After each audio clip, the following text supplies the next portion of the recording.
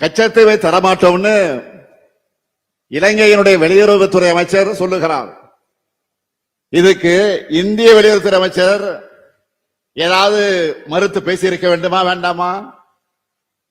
தமிழ்நாட்டு மீனவர்கள்லாம் மட்டும் அவர்களுக்கு இலக்கணமாக போச்சு. நாம இந்தியர்கள் இல்லையா? தமிழ்நாடு தமிழர்கள் என்றாலே ஒன்றிய பாஜக அரசுக்கு ஏன் கசக்கிறது? தமிழ்நாடு மேல அவங்களுக்கு இருக்கக்கூடிய வன்மத்தை எப்படியெல்லாம் காட்டுறாங்கன்னு நான் சொல்லித்தான் நீங்கள் தெரிந்து கொள்ள வேண்டிய அவசியத்தில் இல்லை.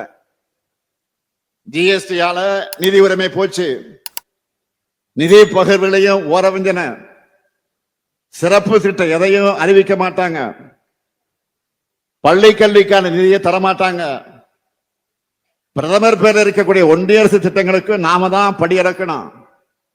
இதெல்லாம் போதாதுன்னு நீட், தேசிய கொள்கையினை கல்வி வளர்ச்சிக்கும் தடை, கீழடி அறிக்கைக்கு தடை, எல்லாத்துக்கும் மேல தொகுதி மறுவரைகரை, இப்படி தமிழ்நாட்டுக்கு வஞ்சகம் செய்வதையே ஒன்றிய பாஜக அரசு வழக்கமாக செய்து கொண்டிருக்கிறது.